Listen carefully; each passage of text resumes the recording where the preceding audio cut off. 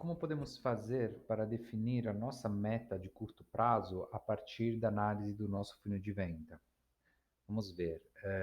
O nosso funil de venda ele define a jornada do nosso cliente, do nosso potencial cliente, e em várias etapas, né? A gente começa quando o nosso potencial cliente nem conhece ainda a nossa marca, ou ainda não fez, até conhece a nossa marca, mas não fez o primeiro contato, até quando ele se torna cliente, certo?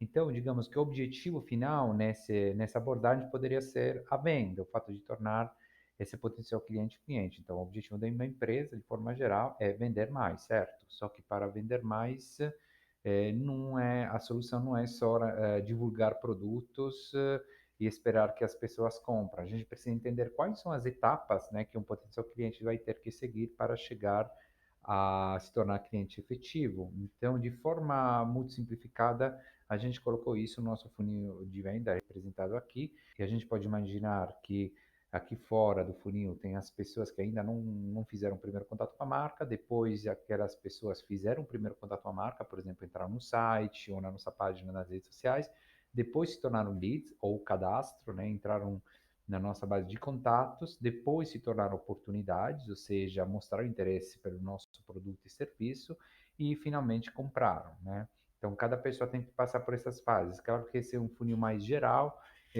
aí a jornada precisa ser, digamos, customizada para a necessidade da sua empresa. No entanto, por que é importante definir isso? Porque a gente vai definindo o que é uma taxa de microconversão, ou seja, quantas pessoas vão de uma etapa para outra, por exemplo, em um mês, em um determinado tempo. Então, se eu, por exemplo, tenho uma série de vendas como objetivo, será 300 vendas em um mês, por exemplo, para saber, eu preciso saber quais são as etapas que as pessoas, meus potenciais clientes, têm que seguir até comprarem, né, até eu fazer a venda. Então, por exemplo, quantas pessoas entram por mês no meu site? Dessas, quantas pessoas estão no cadastro? Dessas, quantas pessoas mostram interesse? Quantas pessoas mostram venda? Então, a taxa de microconversão, o que ela mostra? Mostra quantas pessoas vão de uma etapa para outra. Por exemplo, quantas pessoas de visitantes se tornam leads ou cadastros, quantos leads se tornam oportunidade e quantas oportunidades se tornam venda. Por que que isso é importante? É importante porque quando a gente avalia a nossa taxa de microconversão, né, a gente entende onde que está o nosso gargalo no final de venda. Então, por exemplo, pegando um benchmark, né, de segmento, no caso, nosso exemplo de software em cloud, né, os benchmarks que a gente vai usar quando não tem dados históricos. Caso a gente tenha dados históricos, a gente pega os nossos dados históricos. Mas imaginemos que, no nosso caso, a gente tem essa situação, ou seja, 5,% das pessoas, dos visitantes se tornam leads, 12,2% leads se tornam oportunidades e 14,8% das oportunidades se tornam venda. É, então, imaginemos, em uma situação dessa, eu vejo que o meu gargalo está aqui, enquanto os visitantes se tornam lead.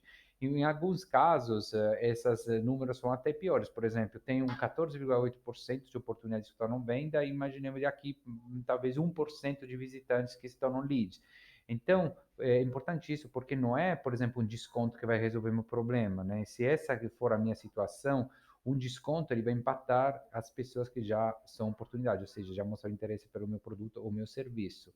Já se a minha taxa menor está aqui em cima, né, 5,7 ou até menos 1%, significa o quê? Significa que ou eu provavelmente não estou, digamos, prospectando as pessoas, o meu público-alvo interessante, né? Por exemplo, estou fazendo algumas campanhas, alguma comunicação para alguém que não é necessariamente o meu potencial cliente, né?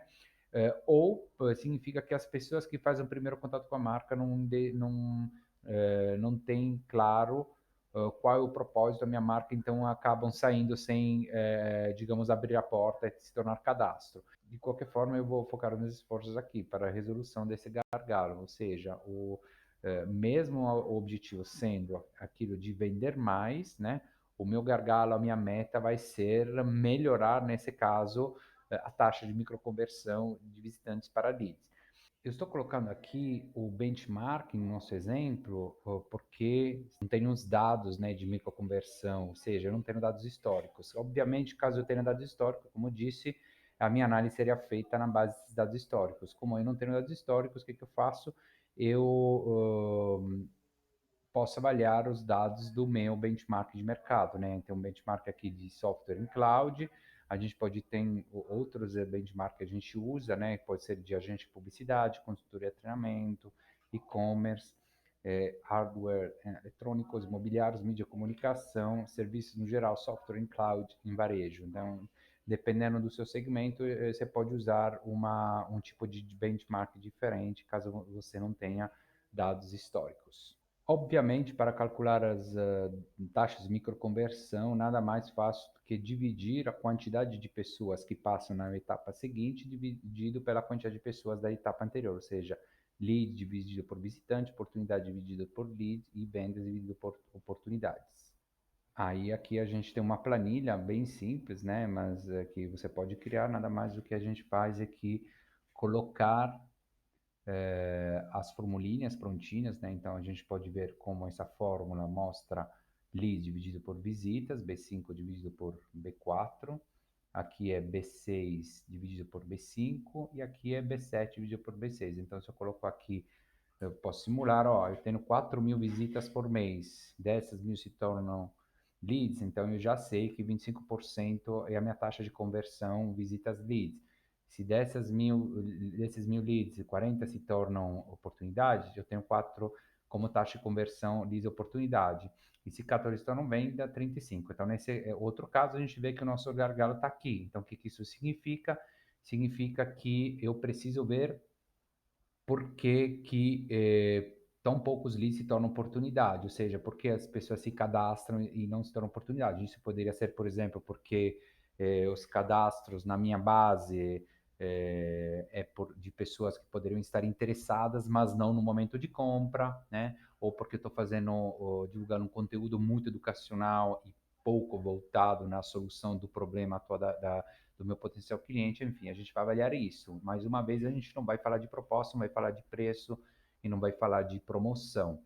Claramente, se isso aqui mudar, por exemplo, dessas 1.000 pessoas, 500 se torna oportunidade, a gente vê como já a taxa de microconversão aumenta e se as vendas ainda ficarem 14, aí a gente está vendo que a minha taxa de conversão, venda de oportunidade é que fica menor. Então, nesse caso, sim, eu vejo que tem a maioria das pessoas se torna oportunidade, ou seja, mostra interesse no meu produto, mas não compra. Então, aqui eu poderia fazer mais, implementar mais uma estratégia digamos, voltada à promoção, desconto e estratégia de preço.